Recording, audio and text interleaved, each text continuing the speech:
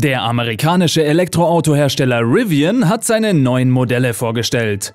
Das nächste wird also der Rivian R2 sein. Ein zum R1T kleineres SUV, welches auch vom Preis her eher massentauglich sein könnte.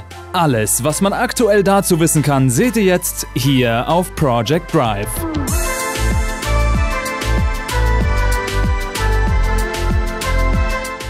Habt ihr eigentlich schon die T-Shirts und Pullis mit Project Drive Design gesehen? Da gibt es zum einen das herkömmliche Logo und zusätzlich den Elektronauten. In Zukunft wird es aber noch mehr von mir designtes Merch geben. Mit dem Kauf unterstützt ihr außerdem meinen Kanal für noch mehr und vor allem immer bessere Videos. Den Link zum Shop findet ihr in der Videobeschreibung. Nach vielen Vorschusslorbeeren findet sich das einst gefeierte US-Startup Rivian auf dem harten Boden der Realität.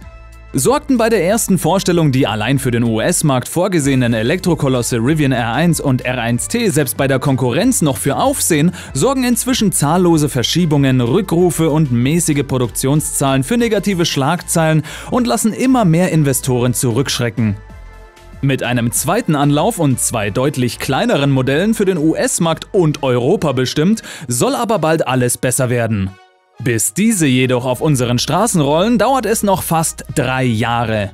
Dennoch hat man bei Rivian große Erwartungen an die neue Midsize-Plattform, auf der ab Ende 2026 die beiden Modelle Rivian R2 und Rivian R3 aufbauen.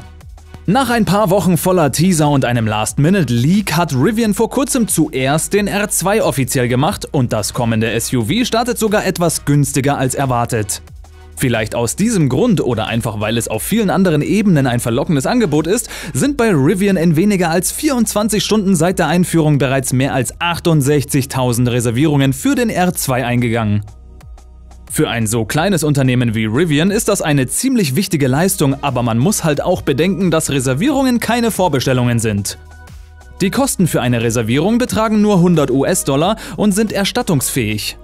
Darüber hinaus ist die Veröffentlichung des R2, wie schon gesagt, erst im Jahr 2026 geplant und viele derjenigen, die sich einen R2 reservieren, könnten ihre Meinung in den nächsten 2 Jahren ja locker ändern.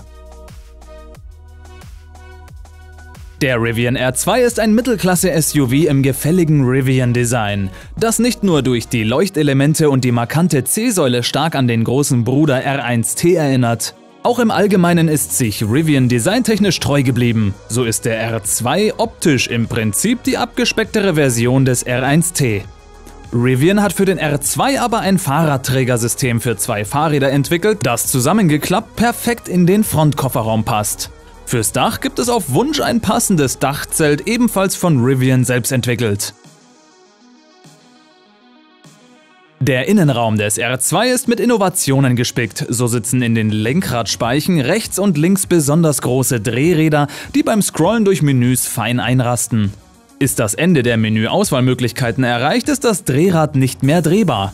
Außerdem gibt es vorn ein doppeltes Handschuhfach, eins sitzt vor dem Beifahrer, das zweite direkt über der Mittelkonsole. Die Sitze in der ersten und zweiten Reihe lassen sich komplett umklappen, also auch der Fahrersitz. Dafür fährt das Lenkrad automatisch nach vorn und unten.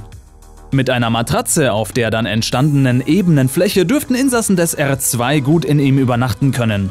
Eine dritte Sitzreihe ist nicht vorgesehen, dafür sei der R2 zu kurz, meint Chefdesigner Jeff Hermode. Wer einen 7-Sitzer möchte, muss weiterhin zum R1S greifen. Der Rivian R2 ist also als 5-Sitzer ausgelegt und bekommt einen zusätzlichen vorderen Kofferraum wie das Model Y. Der vordere Kofferraum des R2 ist mit einem doppelten Boden versehen, aber während der untere Boden beim R1S einen Ablauf für Flüssigkeiten hat, fehlt diese Ausstattung beim R2. Dies ist einer der wenigen Punkte, an denen die Entwicklungs- und Produktionskosteneinsparungen beim R2 bemerkbar sind. Die Seitenfenster des Kofferraums klappen auf Knopfdruck aus. Der Öffnungsmechanismus ist im ungeöffneten Zustand unsichtbar. Ein weiteres Feature am Heck ist die versenkbare Heckscheibe. Hier können die Passagiere kleinere Gegenstände bequem in den Kofferraum legen oder längere Gegenstände können unter Beachtung der Sicherheitsvorschriften aus dem Fenster hinausragen. Die horizontal geteilte Heckklappe des R1S haben die Ingenieure nicht für den R2 übernommen. Diese ist in der Produktion sehr teuer, außerdem wäre dann das versenkbare Heckfenster nicht möglich gewesen. Als kleinen Ersatz gibt es einen herausziehbaren Ladeboden, der beispielsweise als Tisch dienen kann, der aber auch das Beladen mit schweren Gegenständen erleichtert. Der Rivian R2 ist 4,71 Meter lang, 1,9 Meter breit und 1,7 Meter hoch. Seine Abmessungen entsprechen fast genau denen des Tesla Model Y, dem meistverkauften Auto der Welt, und daher ist es kein Geheimnis, womit der R2 direkt zu konkurrieren versucht. Den R2 bietet Rivian in einer zwei- und dreimotorigen Variante an.